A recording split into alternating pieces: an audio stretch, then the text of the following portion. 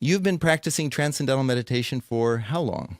Well, 72. So that's 41 years, 42 years. I don't know exactly. It's definitely sometime around 72 or 73. I learned it at Oswego, where I was going to school. I went to State University at Oswego right out of high school, and I don't know how I really got into it. I was pretty investigative person in those days. Still am, I guess. Whenever I hear about something that sounds interesting, I like to explore it, and I've explored a lot of things, different things, and gotten a lot from all of them. But none of them, nothing compares to what the TM has done for me, and especially lately. You know, I'm doing TM. So I start, in school. I learned this thing in college, and you practice twice a day for 20 minutes. And I immediately stopped doing the one in the morning because I didn't get that one. I couldn't understand why you would get out of bed and rest. And then for 40 years, I would just do the one in the afternoon, and that was a very sustaining thing for me in my life. And we can talk about that, what the life of a comedian is like, and also doing the TV show, which was much more challenging. And then a year ago, Bob, I don't remember. I think it was out in the Hamptons. Yeah, I met Bob in the Hamptons, but he was at my house. He was teaching my wife, and he started saying, you should do the one in the morning. And I said, yeah, I know you're supposed to do it in the morning, but I never did. And then I started doing the one in the morning and the one in the morning, and that has really, really changed my life in the past. It's a year, right? It was earlier this year. Yeah. Yeah, I said that it's like you have a cell phone, and then somebody gives you the charger. And you go, oh, now this thing, I can get this thing up to 100 anytime I want. Yeah, fully juiced. Yeah, the power of fully juiced. Yeah, and it's very easy for me to talk about TM. The way I look at life, basically, is it's exhausting, and being busy is exhausting. Doing nothing is exhausting. No matter what you do as a human on Earth, it's exhausting. And you need and sleep is a nice rest. Most of us don't get great sleep. Sometimes we do. Now and then, it's very hit and miss. Sleep is hit and miss, and TM is not. So it's this thing that augments your need for rest. And I've always said to people, for the years I would, doing meditation in the middle of the day, and I would always say, to the people that don't do it, I would say, I can't believe you stay up all day. That's a good, because I can't do it.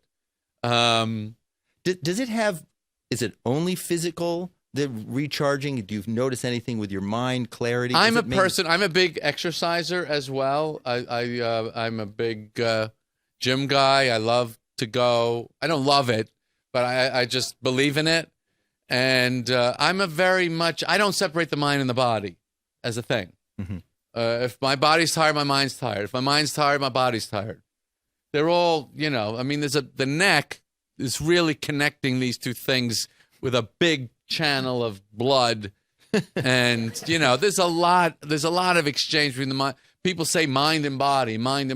And I dismiss that separation completely. So you meditate now in the morning, and how do you feel, before your morning meditation? Because you had said we had this gala a week or so ago, mm-hmm. and you talked about, at first you were wondering why should you meditate in the morning, because why would you want to rest after you... Yeah, why would you rest after you just got out of bed? But, and I said at the thing, Bob likes this, that if you get up out of your bed and you turn around and you look at it, it doesn't look like what happened in there was very restful. It looks like a war just went on in there. And I bet you if you know, people that do sleep research, you know, and you did a time lapse of someone in bed, you've seen these things. You're rolling around and punching pillows and pulling covers, and half of the time you get up in the middle of the night, right? It's a war. Sleep is a war. So the phone charger is pretty tough to beat as an analogy, because your phone charger never doesn't work. Unless it's sometimes you haven't got it all the way in the outlet, you know? You look at it and say, how come it didn't charge? It's always a little out of the outlet. And you go, oh, I didn't push it all the way in. And then it always works. And that's the great thing about TM, is you never have to wonder, you know, let's say you got a big day. And the night before you think, all right, I'm going to get to sleep early, and I don't want to mess around tonight. I'm not going to watch junk TV. I want to get to sleep. I want to get a good night's sleep. But you're still just kind of hoping. You're hoping that you're going to get it, you know, and that you're going to wake up feeling refreshed. And that's the big difference between sleep and TM, is TM never doesn't work perfect. And so I get up now and I do TM. Everybody gets up. And how does it feel? It doesn't feel like anything. It doesn't do anything. I don't get it. I don't understand it. But here's the difference. At 1 o'clock, at 1 p.m. that day, my head does not hit the desk like it used to. That's the difference. I get up at 6 a.m. Normally, if I didn't do that morning TM, usually, and I sit, you know, and whatever I do, I'll have my breakfast, and then I do different things during the day. But any day, no matter what it is, if I'm working, by 1, I'm shot. And I think most people are. You know, crazy with the coffees. Speaking of which, I ordered a coffee. Did it come? All right. I just like to drink coffee, help promote my show. So, and now at 1 o'clock, I'm feeling good. And normally I spend a lot of time writing. Being a writer is a big part of being a comedian, and writing is a very, very exhausting activity, as everything is. But and my head, I would literally collapse in the middle of writing, and I would lie on the couch and take a nap or something, or then sometimes I would do my TM like 2, but now I just sail through the day, and then I have my second TM at 3 or 4, and then I'm usually wanting that, and then so it's here's another good analogy, and if Bob hasn't already thought of this, I'll be shocked. It's you're on a road trip, and you got to stop for gas. Have you thought of this one? No, that's a good one. Right? You get in the car, you drive in the car. You don't just drive for 10 hours. You drive 3-4 hours, and you stop for gas, for the car, for yourself. That break, that little break, and it's just a big thing. So that's what the morning TM does. Now, you know, of the things that I love, when I think of the things that I love, more than money, more than love, more than just about anything, I love energy. I love it. And I pursue it, and I want it. I want more of it, and it's just something I want. And I think this is the reason, by the way, that I am so enthusiastic about TM, is because I feel that in my life, that is the thing that I have wanted, is energy. I love, because when you have energy is so much better than money, you know, because you can do things. Money, you just buy things. Money is a form of energy, you know, because it enables things to happen.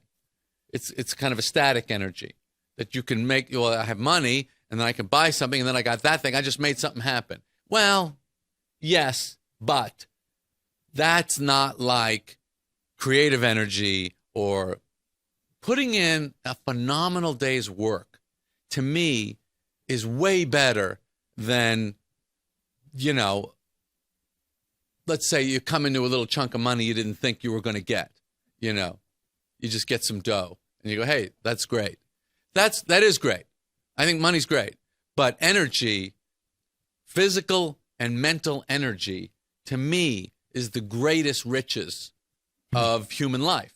And TM is this incredible, it's like a free account of an endless amount of it.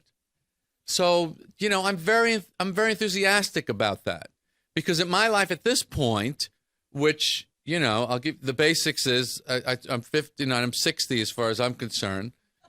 I have a wife, I have 3 kids, and I have basically 2 jobs. I'm a stand-up comedian. I travel and I perform and I write. And I have this show on the internet called Comedians in Cars Getting Coffee, which I devote a tremendous amount of energy to. Now, all of those things are gigantic, big things in my life that I care. They're soul things to me. None of them are things that I do just to make a buck. Those are things I do because I'm compelled in life to do them. Both of those show business things and my family. So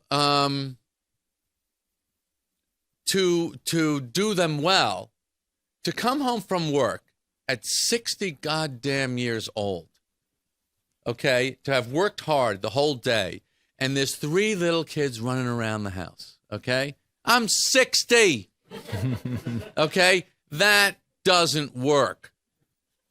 That doesn't work. 60-year-olds are not supposed to be walking into a house with 3 little kids, and I want to play ball, and I need help with my homework, and can we go to the store and get these sneakers, And if you know what you want to say to those things, you want to say yes, yes, and yes to those things. And what do you need to do it? Energy. You need energy. And let's face it, at 6 p.m., if you busted ass that day, you're done. You're toast. So I go, you know what? I got to do my TM. Everybody knows TM. And I said to my daughter the other day, I said, because my daughter, all kids now, they're really overburdened with homework. It's like torture watching what kids go through compared to what we went through being, going through school. If I did an hour of homework a night, never did an hour. I never did an hour. Maybe before a test, you would study an hour, right? And so I said to my daughter, I said, look, when you're 18 and you get out of here, the thing that's going to make you happy is you're going to be able to stop having to hear about TM. And I said, and I don't care, but I am going to browbeat you until you get out of here. Because I watch what she goes through. And to study, I mean, I don't even know what it is. I don't even know what it is to study from 9 p.m. to 11 p.m. She's 12? She's 13. 13, yeah. Ugh, I mean, can you imagine how horrible that must be? I say to her, you're crazy to just be doing this. I go, do a TM. Do a TM, then you do some work, and then you go to sleep.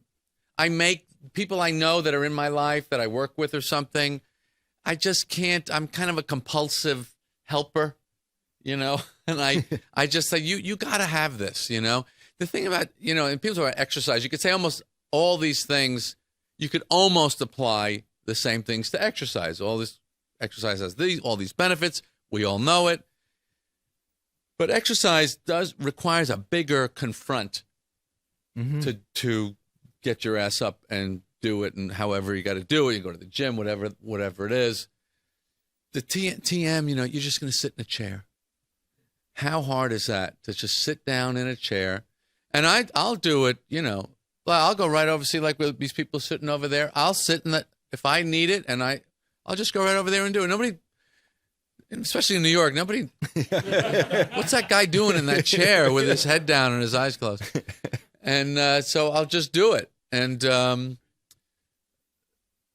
but what was the thought there about? Yeah, it's really a nice thing. I would say the closest analogy I could find to this would be if I said to you, look, at 5, you're going to take a warm bath. That's part of our company rules. Everybody takes a warm bath at 5. You might say, I don't really feel like that. I don't normally take warm baths. Well, that's what we do at this company. We take warm baths at 5. We're going to give you your own nice clean bathroom. I guarantee you by the second day, you're going to go, well, hey, it's almost 5. Let's take that warm bath. And that's what TM feels like. Yeah. That's what it feels like. You're just going to sit down and we're just going to slide into that bath. And that 20 minutes is going to go by like that. And you're going to be a different person when you're done. You're just going to be different. A lot of people with the word meditation, there's a lot of misunderstandings. There's like a Zen meditation or a mindfulness meditation, and those can be very difficult. People say to me, well, I could never meditate even if I wanted to. I can't clear my mind of thoughts. I can't do that. So what do you say when someone says that? I say, here, well, first of all, that's what's great about TM is like, we'll take all the thoughts you've got, Right. Bring them on. Yeah. Here's the way I look at it. It's like, here's another analogy. I'm glad I mentioned the thing about comedians and their analogies. We love to do them. So here's a guy, you meet a guy and he's stressed out, right? Freaked out, nervous, tense, upset. Okay. Forget meditation. You say to this guy, okay, here's what I want you to do. Put on your running shorts, your running shoes. We're going to go out to the track. I want you to start jogging around the track. How long? Just keep going. I'll tell you when you're done. So you put this guy out on the track, right? Stressed, freaked out. He's in a panic state, right? Guy goes 2 laps, 3 laps, 4 laps, 10 laps. After a while, this guy's we're going to break him down, right? After 4 or 5 miles, he's going to be a different guy, right? Just from that activity. TM does this with your mind. It's taking your brain and you're going, well, I got this problem. And this is what's going on in your brain. I got to deal with it. I can't believe people would say that to me. And I'm not going to take that. And I'm going to go in their office tomorrow. I'm going to give them a piece of my mind. So you're taking your mind and you put it in a little hamster wheel. And it's like Muhammad Ali, Thrill in Manila, was that the Foreman fight? Yeah. The rope-a-dope. Yeah. That's what you're doing with your mind. Yeah, just keep hitting me. Keep hitting me. And by the end, George Foreman, I'm sure, was upset that he lost, but I bet you he was very relaxed at the end of that fight because he just punched himself out. And that's what TM does with your mind. Go ahead. Give me everything you got. And it just takes the fight out of it. And and by the end, it's like, all right, I'm not as upset about that as I thought. I don't do therapy. I think people probably get a lot of that from psychotherapy. They kind of talk themselves out in a way, although I think I would find that more stressful. But anyway, TM has this thing of if your mind feels energized and stressed out and freaked out, it's like, okay, we're going to start running it around a track now. Think all the thoughts you want, until they just kind of, the pool just stops. It gets calm. I don't really know how it works. I don't think anybody really knows exactly how it works. The great thing about it is that we know that it does work. When you learn to meditate, it's taught in personal instruction, one-to-one with a trained teacher, and you receive a mantra, which is a sound, couple syllables, no meaning. It's been used for thousands of years for meditation. And you're taught how to use it properly so that your mind just does settle down without any fight, any resistance. Anyone can do it. Absolutely everyone can learn it. 2 greatest TMs. First of all, they're all great. But the 2 greatest TMs, TM before exercise, for you exercisers out there, insane what it does for your exercise experience. And TM before stand-up, if you happen to be a professional stand-up comic or an aspiring stand-up comedian, stand-up comedy is an extremely exhausting as physical, mental activity. And to have that tool of doing TM before you do your set, you're going to be a different dude up there. You're just like,